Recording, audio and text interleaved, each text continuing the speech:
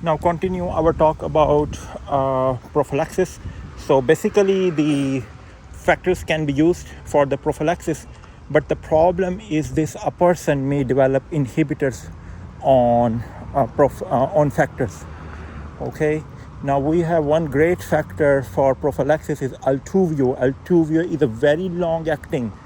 Historically, factors half-life is very short, so someone will need the dosing kind of like every other day or maybe every day.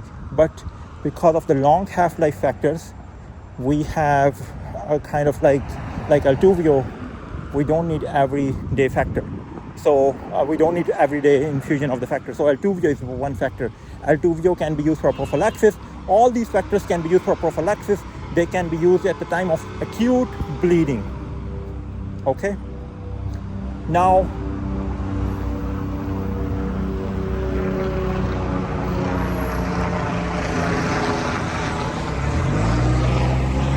okay, so what are the non-factor products do we have? So the non-factor products, as I said, we have 4. AMI, which is only for hemophilia A. AMI can be used if someone has inhibitor. AMI itself does not cause inhibitor.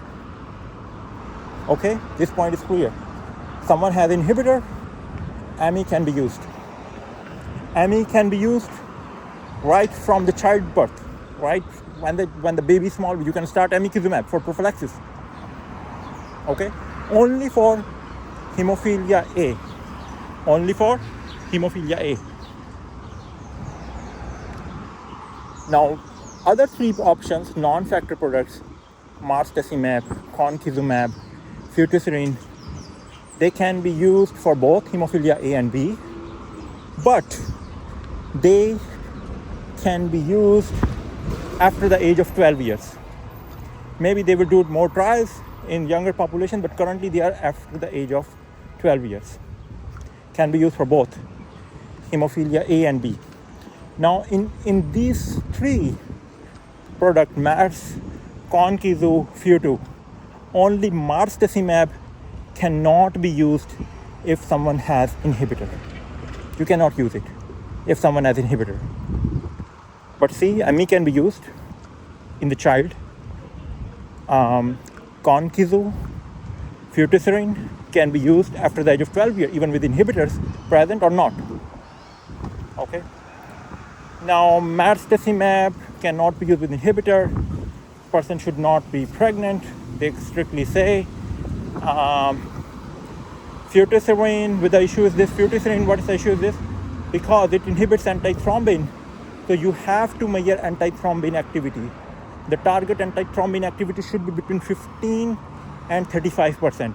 If we are giving excessive dose or someone is too much sensitive to it, antithrombin is inhibited more than 15%, let's say antithrombin comes to 12%, it's so much inhibited, person may develop clot.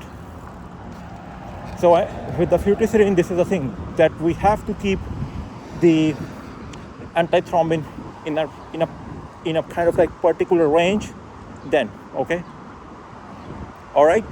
So in short, the non-factor products for AMI can be used right from the childhood, can be used with inhibitor. AMI is only for hemophilia A. AMI does not cause inhibitor. Rest of the 3 products, MARS, Conkizu, futistirin, they all can be used after the age of 12 years. Only marstacimab cannot be used with inhibitors, and marstacimab person could not be used pregnant. And I forgot one of these 3, MARS, Conkizu, Futi, has also a box warning of gallstone disease. Like someone should not have the gallstone because it's a box warning with that.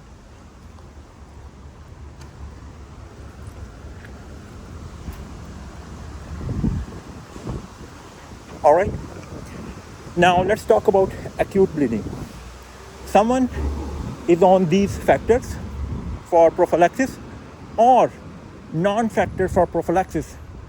What to do if someone bleeds acutely, someone has a bleeding, or someone is going for surgery where we know it's gonna bleed. Few things to remember. First of all, our only option is the factor. Okay? We cannot use non-factor products for prophylaxis. Our only option is the factor right now.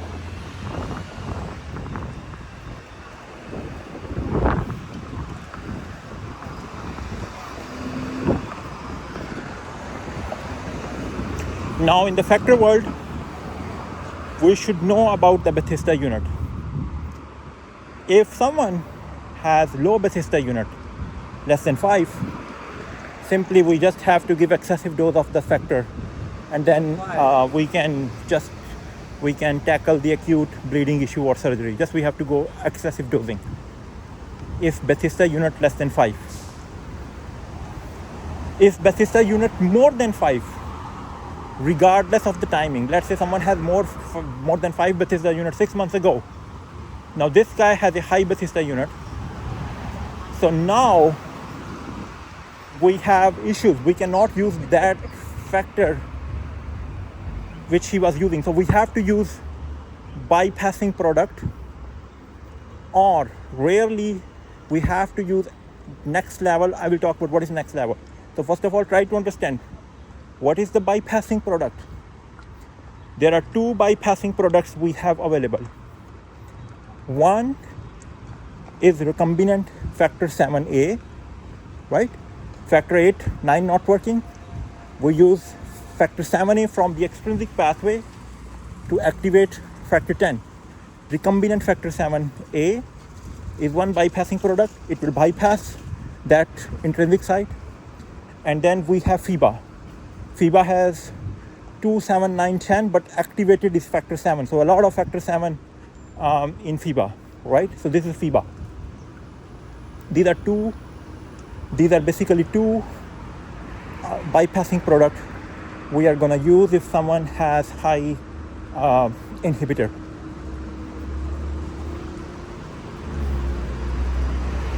All right. Now, let's say, what's the issue? The issue is this, that in some patients, we just have only one option, recombinant factor 7A. We cannot use FIBA also. So what are those patients? If a patient is on AMI for prophylaxis, and now there is a time of acute bleeding, our only option is recombinant factor 7. We cannot use FIBA. Why? Because in the trial, people who were on AMI, and when they kind of like got FIBA, they got a lot of thrombing, it is a lot of thrombus. So we cannot use FIBA on someone who was on AMI. If you are using amikuzumab in a good time, prophylaxis, don't use FIBA in bad time bleeding. Okay, there's the problem with the FIBA. If someone is on AMI, of course that guy would be having hemophilia A, because AMI is only used for hemophilia A. Okay, this concept is clear? Good. Now, FIBA has another contraindication, and that is if someone has inhibitor to factor 9 or hemophilia B. So what's the problem here? In hemophilia B, if someone develops inhibitor, and if we give FIBA has factor 9, and this patient also has inhibitor to factor 9, they can cross-react and cause anaphylactic shock. So factor 9 inhibitor is very particular about anaphylactic shock. So this thing we have to be careful that if someone is in hemophilia B with inhibitor, our only option in bypassing product is recombinant factor 7. Okay. Now you see that bypassing products only 2, recombinant factor 7 and FIBA, and also FIBA cannot be used if someone getting AMI, or in hemophilia B if someone has inhibitors. We cannot use FIBA. So our only option is recombinant factor 7. Now let's say recombinant factor 7A is not available. What other thing can be used? Now the other thing that can be used is a recombinant porcine factor. That the product name is Obizur. It was basically made for acquired hemophilia, but this can also be used in case someone has inhibitors and we are running out of choice. Like technically we cannot use in a moment. If someone cannot get recombinant factor 7, then this product can be used. But Obizur or porcine recombinant factor 8 was originally made for acquired hemophilia. Acquired hemophilia will be scenario someone has a cancer, pregnancy, autoimmune disease. Those patients develop increased PTD and they have factor 8 inhibitor. That was made for in that situation. But we use off-labeling use in inherited hemophilia A and B if someone develops inhibitors, and we cannot use FIBA, and also we cannot use FIBA, and also we cannot use recombinant factor 7. Then our option is porcine recombinant factor 8. This is not we use for prophylaxis. This porcine factor 8 is not used for prophylaxis. It was made for acquired hemophilia, but we use it off-labeling for inherited hemophilia in those situations. Okay, this concept is clear, right? So how the amikuzumab, it's a great product, but we cannot use FIBA with it. Okay, that's a kind of like downside. Now let's say we use the porcine factor, recombinant factor 7A is not available, porcine factor itself also is not available. Then what are the choice? Someone in kind of like that situation, middle of nowhere, where these two factors are not available and patient is having life-threatening bleeding. So what are our choices?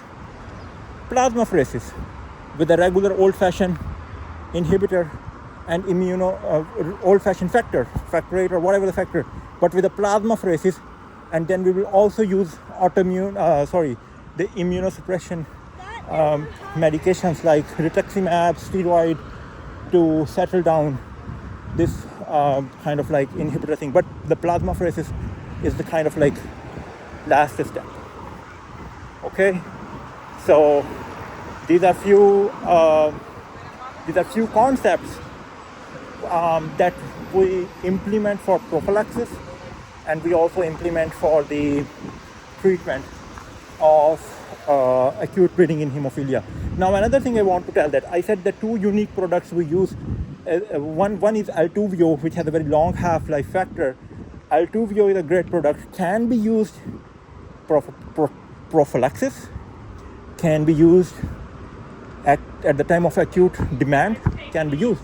But for Altuvio, there is a specific way factor activity to be monitored. It's not the normal factor 8 activity. It has its own way. It's a specific test. Okay, this is the thing. Same is the case with amikuzumab. If someone is on amikuzumab, you want to monitor APTT, you have to use a specific, they call the bovine-based assay, that to be used for the for the monitoring. All right. So these are the few things, and few other thing is this, that the in kind of like acute situation, you always try to keep the factor 100%.